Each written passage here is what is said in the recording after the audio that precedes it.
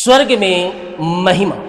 Palm Sunday यरूशलेम में जब यीशु मसीह प्रवेश किए विजय के दिन, तो उस दिन लोगों ने उसके स्वागत के लिए मखमल के कपड़े और खजूर की डालियां बिछाकर स्वागत किए। लेकिन ध्यान देने की बात यह है मेरे प्रियो कि यीशु जिसके ऊपर हाथ रख देना वो बेहतर से बेहतरीन बन जाता है। गधे केवल सामान ढोने का काम आता है और लोग उसे बाहर में रखते हैं और उसे किसी भी इज्जत सम्मान नहीं देते हैं।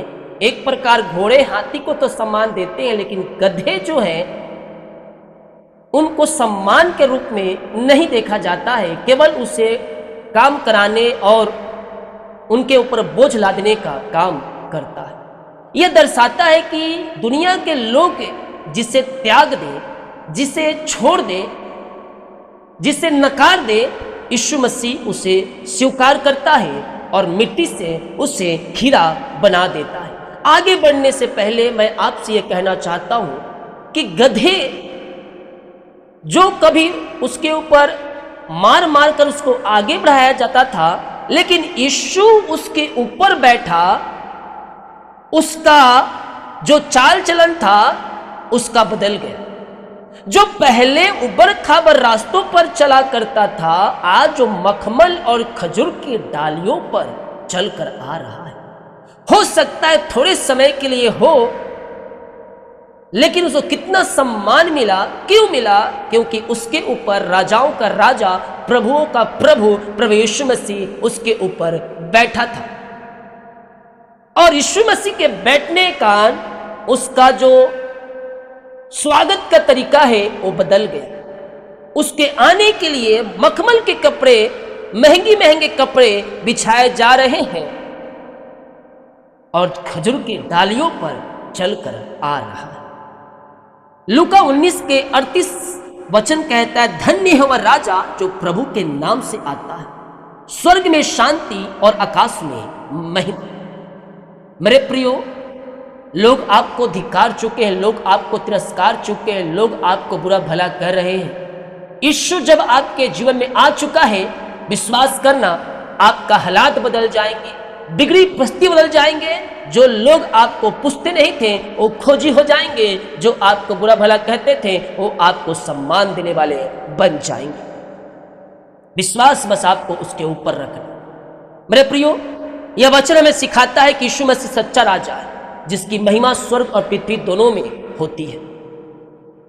हमें देखते हैं यह वचन में हम देखते हैं कि यीशु ने यरूशलेम में प्रवेश करते समय उसकी स्तुति कर रहे थे और एक आनंद और महिमा से भरा हुआ क्षण था। धन्य है वह राजा। यह दर्शाता है कि यीशु केवल शिक्षक या भविष्यवक्ता नहीं था, बल्कि राजाओं का राजा था। वो हमारे जीवन पर अधिकार रखने वाला परमेश्वर है, जो प्रभु के नाम से आते। यह बताता है कि यीशु परमेश्वर की ओर से भेजे गए हैं। उनका कार्य दिव्य योजनाओं का हिस्सा है। स्वर्ग में शांति, इसका अर्थ यह दर्शाता है कि यीशु शांति लाने वाला है। उसका आगमन केवल पृथ्वी के नहीं बल्कि स्वर्ग योजनाओं के लिए भी है। आकाश में महिमा, यह बताता है कि परमेश्वर की महिमा हर जगह प्रकट होती है। यीशु के द्वारा परमेश्वर की महिमा प्रकट होती है। ये वचन हमें सिखाता है हमें अपने जीवन में यीशु को राजा के रूप में स्वीकार करना चाहिए, उसकी महिमा करनी चाहिए। जब ऐसा करेंगे तो हमारे जीवन में शांति, आशीष से वो भर देगा।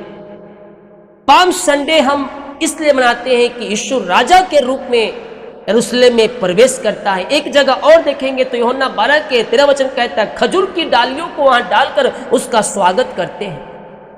वे खजूर की डालियां लेकर उसके भेंट करने को निकले और पुकारने लगे, होशन्ना होशन्ना, धन्य वह जो प्रभु के नाम से आता है, इजराइल का राजा।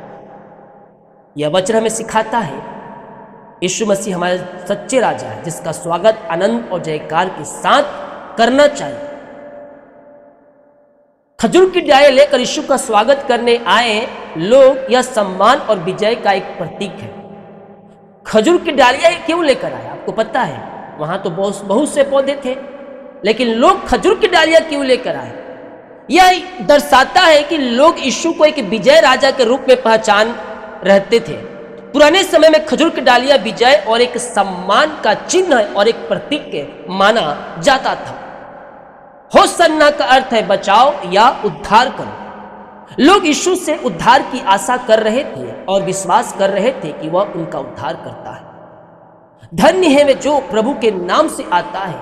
यह बताता है यीशु मसीह परमेश्वर की ओर से भेजे गए हैं और वह केवल मनुष्य नहीं बल्कि परमेश्वर की योजनाओं का हिस्सा है। इजराइल का राजा स्वीकार करता है कि यीशु उनका सच्चा राजा है। हालांकि लोग पूरी तरह नहीं समझ पाए पर उन्होंने विश्वास से उसका स्वागत किया। यह वचन में सिखाता है कि हमें भी अपने जीवन में यीशु का स्वागत करना चाहिए, उसे अपना राजा मानना चाहिए, पूरे मन से उसकी स्तुति करनी चाहिए।